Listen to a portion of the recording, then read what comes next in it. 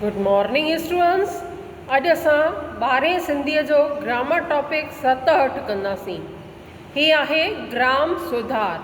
आहे हिंदीअ में, लेकिन असां सिंधीअ में लिखी सघूं था जेकॾहिं असां वटि मैटर आहे त हिनखे पढ़ी ऐं सम्झी था वठूं। ग्राम सुधार, गांव का महत्व, ग्राम सुधार का स्वरूप, समाज सेवकों की प्रवृत्ति, पंचायत आदि, उज्जवल भविष्य। शुरू हो रहा है। भारतीय सभ्यता और संस्कृति के सही रूप के दर्शन इन्हें गिने शहरों में नहीं पर देश के 7 लाख गांवों में ही हो सकते हैं। गांव भारत की आत्मा है क्योंकि वहीं से हमारी प्रगति होती है।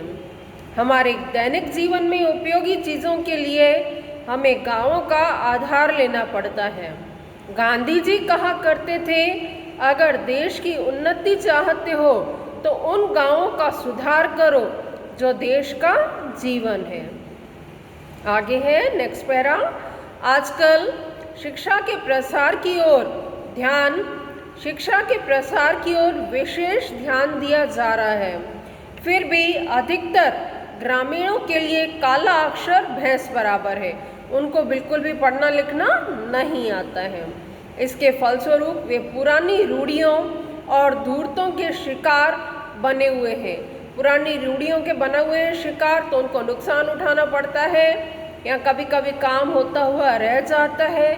और धूर्तों के शिकार इस तरह होते हैं कि अगर कोई वो बड़े पैसे वाले से उधार लेके और अपनी खेती में बीज वगैरह बोते हैं, तो मान लो उनको 1000 उधार लिया और साल पूरे होने के बाद में उसको 100 लौटाना है, तो वो बोलते हैं कि आपने 100 लौटा दिया, अभी 900 नहीं, अभी उसको 100 प्लस करके 1100 बताते हैं। फिर इसके बाद 1 साल और हुआ तो उसको बोलेंगे अभी आपको 1200 चुकाने हैं। क्यों? क्योंकि उनको पढ़ना लिखना तो आता नहीं है। इस तरह से उनका जो पैसा है वो कम नहीं होता बल्कि और बढ़ता जाता है। तो इस तरह से उनका उधार जो है वो ज़िंदगी भर उतरता नहीं है। उनको पढ़ना लिखना नहीं आता है तो इस तरह से धूर्तों के शिकार बनते हैं। अतः गांवों में निःशुल्क शिक्षा का अच्छा प्रबंध करना आवश्यक है। किसानों को कृषि के बारे में आधुनिक साधनों की मदद एवं उनके उपयोग की शिक्षा लाभदायक सिद्ध होगी। प्रौढ़ शिक्षा अर्थात जो बड़े हैं उनको भी शिक्षा देनी चाहिए। ऐसा नहीं सिर्फ बच्चों को, प्रौढ़ शिक्षा के लिए भी उचित व्यवस्था करनी होगी। हमारे गांवों में स्वास्थ्य, चिकित्सा और मनोरंजन के उचित साधनों का बंदोबस्त करना भी आवश्यक है। सुंदर बगीचों का निर्माण करना चाहिए। प्रत्येक गांव में कम से कम एक अच्छा दवाखाना होना चाहिए ताकि उनका सही तरह से उपचार हो सके अगर उनको कोई बीमारी हो जाती है तो। गांव में पुस्तकालय, रेडियो, दूरदर्शन और सिनेमा की भी व्यवस्था हो ताकि गांव वालों को मनोरंजन के साथ ज्ञान भी मिलता रहे। नेक्स्ट पैरा है। गांव में कार्यदक्ष अर्थात कार्यकुशल समाज सेवकों को भेजकर श्रमदान आंदोलन चलाना चाहिए। इस प्रकार गांव की सड़कें, तालाब, कुएं आदि की मरम्मत शीघ्र हो सकती है। नवयुवक जाएंगे तो वहाँ की जो है सड़कों की और कुओं की सब मरम्मत अच्छी तरह से करेंगे। वहाँ बिजली की रोशनी के लिए भी व्यवस्था करनी होगी।